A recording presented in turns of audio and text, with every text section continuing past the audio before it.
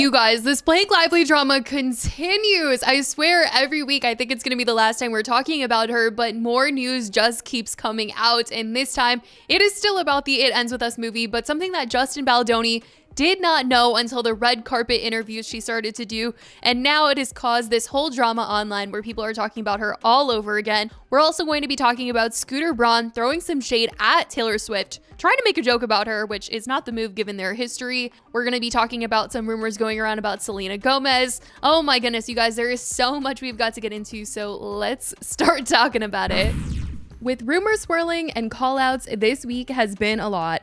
Let's start off with some of the crazy rumors that have gone around, starting with this rumor about Selena Gomez. For weeks now, people have been wondering, is she engaged to her boyfriend, Benny Blanco? Not too long ago, Dumois posted an exclusive blind item writing, "Put a ring on it," literally. This A-list actress slash semi-retired singer got engaged over the weekend to her boyfriend of a year, recently surrounded by friends at their usual beach house hangout. The rumors intensified when people noticed Selena was following a certain account on TikTok. Her following is public on there, and when I went to go look at it, you guys, I noticed she was following Jeffree Star. Okay, that was just so random. I needed to point it out because what do you mean Selena Gomez is following Jeffree Star? But the important account that we need to be looking at is called CMG Events. Okay, that was the thing that really had people like, is she engaged? Because CMG Events, if you look at their description on TikTok, it says luxury weddings with a wow factor. So the fact that she just started following them, everyone is wondering if the rumor is true or not. The rumors only intensified as this week Selena was spotted with a gold band on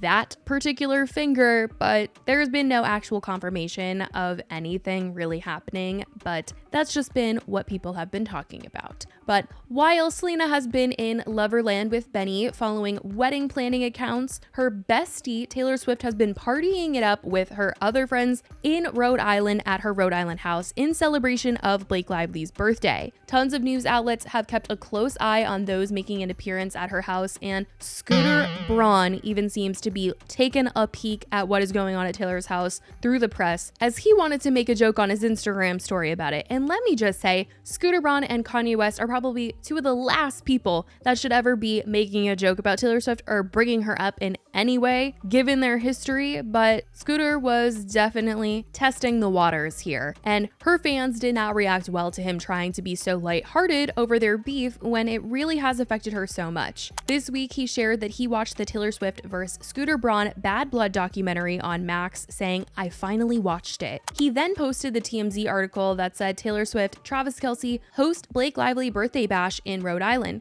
and he said, "How was I not invited to this? Hashtag laugh a little." People reacted to this on Twitter saying, "He's so embarrassing. He's trying to seek some attention. Please get away from her and leave her alone, weirdo. Laugh a little. After bullying her for years and stealing her years of hard work, men in their audacity surprises me. He's so obsessed with her, it's concerning." Because if you remember, in 2019, Scooter, through his company Ithaca Holdings, acquired Big Machine Label Group, the record label that owned the rights to Taylor Swift's first 6 albums. Taylor claimed that she had been trying to regain ownership of her masters for years, but was only offered the chance to earn back 1 album for every new one she recorded, a deal that she found unacceptable. In November 2020, Scooter Braun sold the master rights to Taylor's first 6 albums to an investment fund called Shamrock Holdings. Taylor Swift stated that she was not aware of this sale until after it happened and that she had not been given the opportunity to bid on them. Since then, Taylor started re-recording her albums, allowing her to reclaim some control over her music catalog. And although Taylor has seemingly come out on top with the success of her re-recordings, fans were not happy to see Scooter making a joke in any way, as if their drama was light in any way. But speaking of this big party at Taylor's house for Blake Lively, this brings us to the conversation surrounding her name, because it doesn't sound like things are getting any better for her. This week, Entertainment Tonight reported ET can confirm that Ryan Reynolds writing a scene for It Ends With Us that made it into the final cut of the film did indeed come as news to Justin Baldoni, who found out only after Blake Lively revealed it in a red carpet interview. At the premiere for It Ends With Us, Blake revealed that her husband, Ryan Reynolds, and her have their hands in each other's projects like all the time. She was quoted saying, "The iconic rooftop scene, my husband actually wrote it," Blake exclusively told E! News at the It Ends With Us premiere in New York City, August 6th.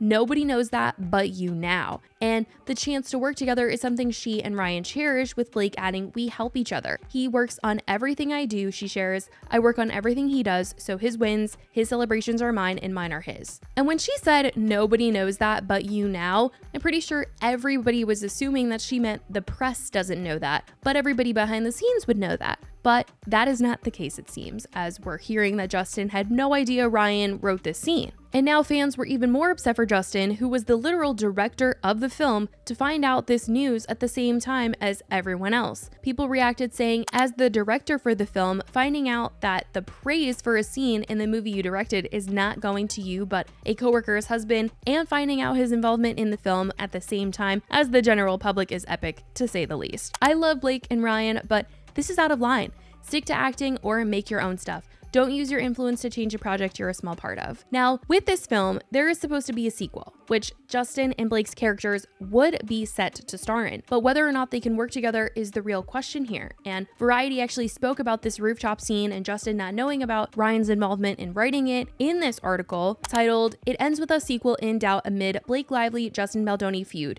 There's probably no world where they work together again." And they get into more depth about how Ryan's participation in this movie could actually get them in some trouble, and that this is a way bigger issue than it might even seem. But in terms of Blake and Justin ever working together again, a source is quoted saying, "This is uncharted territory and nobody has any idea of what a sequel could look like," says a source familiar with the situation. "There's probably no world where these two will work together again." And in discussing this rooftop scene, this is what they had to say. Some screenwriters have said it was odd that Lively admitted during a red carpet interview that her husband, Ryan Reynolds, wrote a key scene in the final cut of the film. Sources say that came as news to Baldoni, who thought the scene had been ad-libbed by Lively. The Writers Guild of America did not respond to a request for comment about whether Reynolds' work is a guild violation that could spark a credits issue. Though movies can have uncredited writers, rarely would the director be unaware of it. So what I'm gathering is that Justin thought that Blake Lively ad-libbed that scene, when in reality, Ryan wrote what Blake said in that scene. Now, I'm going to take this as maybe Blake and Ryan during the writer's strike were sitting at home, they've got kids, maybe it's, them at home talking about the movie, the kids are in bed, and she was like, gosh, like what should I say in this scene? And he told her what to say, and she took that to work with her. And then on the red carpet, she just gave him like full on credit saying he wrote that scene, and it's not that deep. They just like had a conversation about it, and she remembered what he said, and she went on set and she said what he said. But her going and giving him credit for that scene certainly does sound like way bigger, and like she took control of this movie. Like it doesn't make her look good like what she said, even though I'm sure she maybe thought she was praising her husband and giving him some credit. But the whole thing of her saying that definitely comes across as like her undermining Justin, who's the director of the movie. And for him to hear about that for the first time, it just it did not come across well. But I'm just gonna assume that's kind of maybe what happened. I mean, I don't know, you guys. It's just such a mess. But in this article, they continue to talk about Ryan's involvement and how kind of deep this is because of the writers' strike at the time. They said, Reynolds' involvement raises a second Writers Guild of America issue. The film began production on May 5th, 2023, 3 days after the start of last summer's Writers Guild America strike. Reynolds, who received a screenwriter credit on Deadpool 2 and Deadpool and Wolverine, is a Writers Guild of America member and would have been barred from contributing to the screenplay between May 2nd and September 27th, 2023. Writers picketed the New Jersey set and production was paused in late June 2023 before the SAG-AFTRA strike commenced on July 14th. A source close to Reynolds says he took a pass on the film's rooftop scene in April 2023. And maybe it was deeper than them just having a conversation and her remembering what he said and taking that to set, and he like sat there and actually wrote it. That sounds like that would be an issue. But we just don't know what actually happened. We only know that Blake is saying that Ryan wrote that scene and that Justin didn't know that. Now, in all of this, someone has come to her defense though, and it's actually quite random and surprising to a lot of people, especially those who have watched High School Musical. Actor Bart Johnson, who played Zac Efron's dad in High School Musical, has come out to defend Blake as he's actually her brother-in-law. So they are family, and Bart often posts Blake on social media praising her for her successes. And since it was recently her birthday, he did post for it, and he got some negative comments. One person said, "Shame she's so set on promoting happiness in a domestic setting without any regard for any victims. Disappointing from Blake, but also disappointing that Daddy Bolton supports it." To which he said, "Ellen, I'm really sorry you feel that way.